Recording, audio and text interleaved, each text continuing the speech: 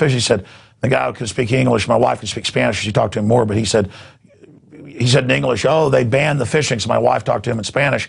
And he said, yeah, for a couple of years now, no fishing allowed on the island, and none on the mainland. Only the big commercial groups have given the government money, and they pay them taxes, so now we're not allowed to fish.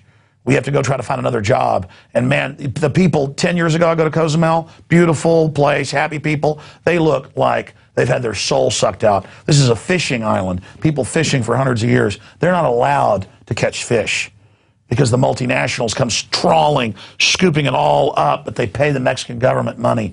You know, the big fat cats, the El Jefes, that sit up on top of it, little chiefs. I mean, this is what America is going to be like. With the animal ID, the premise society, all of this. I mean, this is a lot of commentary tonight, and I haven't even scratched the surface. It's just incredible what globalism is. And it's time to realize that tyranny always comes in a new guise. It isn't going to look like Hitler this time, or Stalin. It's going to look like that.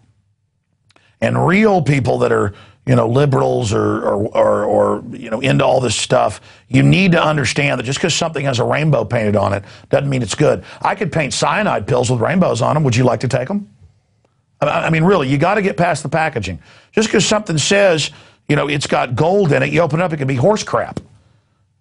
And basically, they're slaughtering people all over the place, but saying it's for the earth. That's like the World Wildlife Fund whenever Prince Bernhard, the founder of it, the former Nazi, got caught running hunting operations under the guise of the World Wildlife Fund, defending animals out there getting their ivory in Africa. The British intelligence got caught using environmental preserves in Africa to launch takeovers of their indigenous governments. This is how these people operate. Stop being naive. Start looking into things. All right, I'm done. I'm done on that. It gets worse now. All the big Australian newspapers have reported on it. So has the Associated Press here in the United States. We told you years ago that Facebook tracks everywhere you go. It's 800 million users in real time. It's not just cookies. They have other tracking systems. They got caught last week and said, it's a mistake. We're sorry. Remember, the founder, Zuckerman, called you a bunch of dumb effers. He said, our customers trust us. They're a bunch of dumb effers. Well, the same top Australian technologist who discovered they were tracking everybody, we already knew it, but great, he just rediscovered it and did get this attention on it. Just like I told you that OnStar was tracking you 12 years ago. Now it's admitted, and Bill O'Reilly took credit this week. Great, I don't care who takes credit. The same technologist who discovered this went and dug up the patent. You can find this on all these companies. Google put out a patent 6 years ago we covered. And the patent, show you a document cam shot of this, says that they track everything you do in real time once you come to the site and you leave it. And again, I'll show viewers a document cam shot of this. U.S. Patent and Trademark Office, it's patent number 20110231240. And of course, there's a patent number and a press release put out by Google in 2005 admitting they're listening to you with the onboard microphone on your computer, and that a computer is logging everything you say and then putting it into a psychological algorithm package. They even say if a dog barks in the background, they'll then have dog food ads pop up. And I told people this 6 years ago, even though we had the press release and the patent on Google, and people didn't want to believe it. This because, oh, it's impossible. That's Big Brother. Now they just throw it in your face. So there is the patent. We also have the Sydney Morning Herald breaking all of that down. So I thought that we would just go over that for you this evening. Next little tidbit. Today, I was looking at drudgereport.com, and I saw an article that had just come out of CBS News that Starbucks wants to help you. They're going to pressure, in trendy pressure, just like the other stores say, hey, you want to give money to this charity or that charity, and it turns out the store's keeping generally about 75% of the money. Just like United Way got caught keeping, along with Red Cross, billions of dollars, it was several billion, of 9/11 first responder donations and giving it to gun control groups, anti-family groups. As soon as I saw the name of this group, I called Paul Watson and I said, I remember seeing this group connected to trying to get Obama elected, to socialism, to gun control. And because they said, we're not just going to have you give $5 and then these development banks loan it at interest. You got to love that. To people locally. It also said they help community groups. And turns out it's connected to Starbucks in 2008, saying they were going to donate part of every purchase to Obama and his campaign. That's how the article ends. The company also offered free coffee to those who offered to pledge their allegiance to Obama's creepy National Civilian Security Force proposal, with the kids in red uniforms dancing around like going, huh, we're taking over, huh, I'm fierce, socialism. And so now when the trendies go in, they'll have the trendy behind the counter go, you got your tall, which is a small, want to give $5 to help small business? How about you cut taxes? How about you cut taxes? Seriously. They're in there laughing, making me laugh. No, it's sad, actually. Sure, I'll do one for people. It's trendy. Would you like to get $5 for small businesses, give them jobs? And if you're like, no, I just want whatever you're putting in this coffee that's so creepy. I'm like, oh, you're not trendy. All right, there you go. I'm sorry. All right, it's not that funny. It's actually sad. And then you give the money, and they're going to give it to gun-grabbing groups and national service groups with youth in red jackets and khaki pants going, brigade, force, socialism, get your guns. I mean, this is how you're going to get jobs? How about, it's not funny, dude. How about we cut taxes on small businesses? How about we enforce the federal law that most of these federal contracts are supposed to be given to small businesses, and they're not. Turned out they're all blacked out, and foreign companies get it. There's a blacklist. I mean, how about we do that? No. No, you've got to be lectured by a trendy to give money so they can give it to a gun grabber. So there you go. And let me tell you, it's going to be a huge success. The trendies will be like, oh, shit, God, oh, my God. Ooh, liberal. Ooh. I mean, it's just, it's true, dude. All right. That is Christian Science Monitor. Starbucks to customers, donate $5, create jobs. I mean, why don't you just go give a small business $5? This is the biggest load of horse crap I have ever seen in my life. I mean, Starbucks ruining all these local communities, coming in, selling their overpriced, trendy crap, and now they're going to lecture you and demand $5 to give it to Sovietization groups. Tell you, Wall Street's behind the communists and socialists, folks. They love taking the money through government, paying it corporate welfare to themselves. That's it. I've told people at the office, and they really do it, don't buy Starbucks coffee and bring it in. Don't. I've told family, please don't buy it. Yeah, it's strong.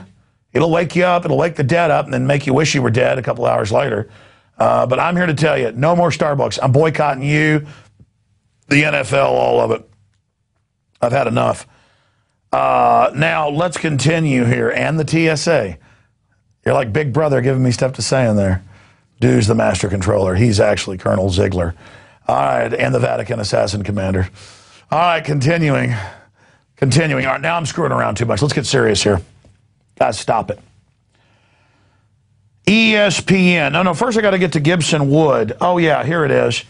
Gibson, the feds have now demanded they hand over the rest of their wood, even though India admits it was legally bought and is not in short supply or endangered. But they don't care if polar bears have gone from 10,000 to 50,000. They say they're endangered as they, invade Canada. That's the same thing here. They just want to harass an American-made company that's non-union, and that's the end of it. So feds demand 25 more bundles of Indian wood from Gibson Guitars. We're going to get the CEO back on the show here. Now, let's get to our next little tidbit here. Speaking of guitars, it's Hank Williams Jr., everybody's favorite hillbilly. And I guess a country boy can't survive when he went on Fox and Friends a few days ago, and the media said that he called Obama Hitler. So I watched the whole thing, and Rob watched it, and I said, what do you think, Rob? And Rob said, no, he was saying the whole government stinks. He said, I don't like any of the Republicans. He was asked, he said, I won't vote for any of them in the full clip. He said, 89% of Americans in USA Today want to abolish Congress. Well, how about abolish the crooks that are in there? I've seen polls of 91%. Only 9% actually approve of Congress. So it's worse than Hank's saying. And he says that it should be polar opposites, Netanyahu and Hitler, in his view, to have the Republicans and Democrats meeting. He doesn't like the socialist health care takeover that's admittedly bankrupting people and increasing health care prices. And for stating his political views, he's fired from 20 years of introducing Monday Night Football. And again, the real reason was not going after Obama, but going after the whole system and saying people are fed up and angry. They want to send a chilling effect. You get up and speak out against the government, you're going to lose your job, whether it's the Dixie Chicks against war or a good old boy that doesn't like the Congress and doesn't like Obama. The message is you sit down and shut up or you're going to lose your job. And I don't like the fact that Hank Williams III came out and said his dad wasn't smart enough. In fact, let me give you the exact quote here. I've got it here in my stack somewhere. He came out and said, my dad should not talk politics. He told CMZ, he said most musicians are not worthy. Everybody's worthy of speaking out and saying what they believe. He said only Jello Biafra is Pope powerful enough to be able for us to speak. So, I think you should stick up for your daddy, Hank III. You look just like your granddaddy. You got some good music. I think you guys ought to get back together and stop fighting with each other. And you should be friends with Shooter as well. But that's all a side issue. Little inside baseball. The point is, let's go to the heresy, the blasphemy of Hank Williams Jr. This is the rest of the story. He said the whole political system's shot. That's what he's being punished for. An easy question. Who do you like in the GOP race? Nobody. You remember the golf game they had, ladies and gentlemen? Yeah. Remember the golf game? Boehner. That was one of the biggest political mistakes ever. Why? It'd be like Hitler playing golf with Netanyahu, okay? Okay. Not hardly. Look at USA Today poll. 89% said Congress should be completely replaced. Mm-hmm. I agree with them. The health care bill left, it's not going to fly either. So he doesn't like any of the Republicans, and he said even more. You can watch the whole interview on YouTube. He said 89% of Americans say replace everybody in Congress. So I guess he actually got that right. My memory was he was saying abolish Congress. And he went on to say that these two people should be polar opposites and not like each other. We're not supposed to have the political process where it's two parties acting in concert like two wings on the same bird. No teleprompter, folks, so there's going to be little foibles and mistakes. Now, I want to go to this very informative and interesting man on the street interview that Darren McBreen did down at the city council with some people. And then he's going to be down there Thursday covering the Occupy Wall Street events in Austin. I'm going to be in Dallas Friday night, Saturday in Houston, Sunday in San Antonio for our Occupy the Federal Reserve.